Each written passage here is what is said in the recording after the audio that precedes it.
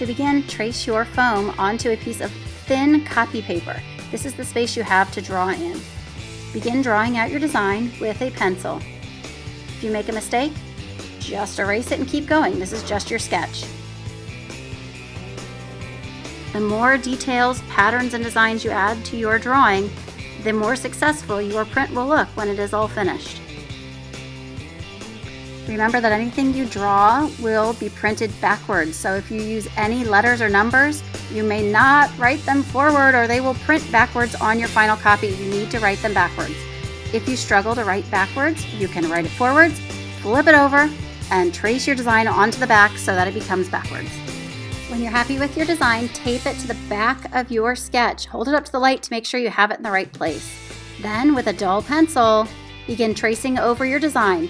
This will transfer your design onto your foam. To make sure you've traced everywhere, either use a colored pencil or peel off one piece only of the tape and check it. If you have everything traced on there, begin tracing back over it with your dull pencil. Make sure you trace over each line several times. You don't need to push down hard, you just need to go back and forth over it until it gets nice and deep. You're ready to print, you need a placemat. You're going to have a messy side where you ink the plate and a clean side where you print the plate. So the first thing you need to do is take a little bit of your ink, squeeze it out onto your tray, use a brayer and spread that ink out nice and evenly so that you have an even coating on your brayer. Once you've accomplished that, you're going to roll it on your print. And if some goes down in the cracks, don't worry about it because it won't touch your paper, it's down in the cracks. When you have a nice even coating, take this over to the clean side where you have your piece of paper. Carefully set it down as close to the middle of your paper as possible and give it a back rub. Be sure not to wiggle your paper as you are giving it a back rub. Once you have it all nice and rubbed, you are going to peel off your plate and you will have pulled your first print. You can put this back on the dirty side, get your brayer, add a little more ink, and repeat the process as many times as you'd like. You can even change the ink color on here, layer different colors over each other, do half and half with different colors, mix them around on here, however you'd like to do it, and see what you can do. You can also experiment with different background colors of paper. They don't all have to be white. Etching into foam isn't the only way to make a plate. You could also find objects with different textures and glue them onto a background to create your plate, and you could totally print from this as well, and it will show all those different textures. Another option is to cut out shapes from either mat board or foam and glue them onto a background to create kind of like a stamp. I could even etch into this foam and create some extra details. If you want to take your printmaking to the next level and create prints that have multiple colors, you may want to look into making a reduction print. It's very easy and super cool. Here's another example of a finished reduction print. Steps for this are as follows. Start out with your sketch just like you would on the other kind of print. Then transfer it onto your foam exactly the same way. You want to print this basic etching several times so that you have several good prints before you move on, because you will not be able to go back a step.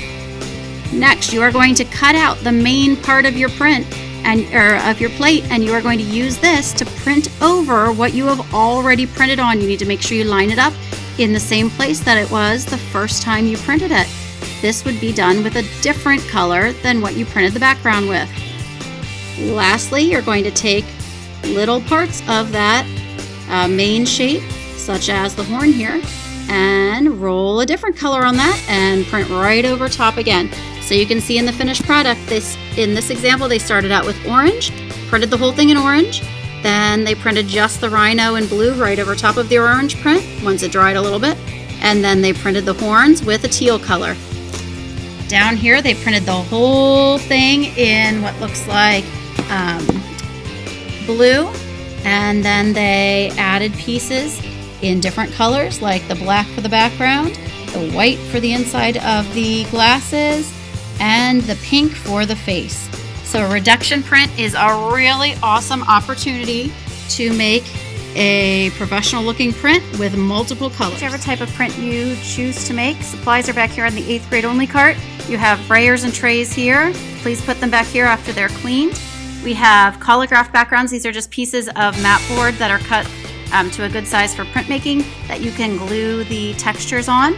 We have foam right here that you can help yourself to make an etching and scratch into. Paper is right here. These are cut to a size that is great to print on with this size of foam or collagraph. Textures are up here, so this bin has all sorts of different kinds of textures that you can use to make a collagraph with. And last but not least, ink is found right here. And again, there are all sorts of different kinds of colors for you to use and to experiment with in your printmaking. When you clean up, make sure you use a sponge to wash both the brayer and the tray. Make sure you get all of the ink off of these. It's really hard to get the ink off once it dries on there. Don't leave these printmaking supplies over at the painting center with the paint brushes and trays. Instead, shake any excess water off and put them back in the printing center on the 8th grade only cart.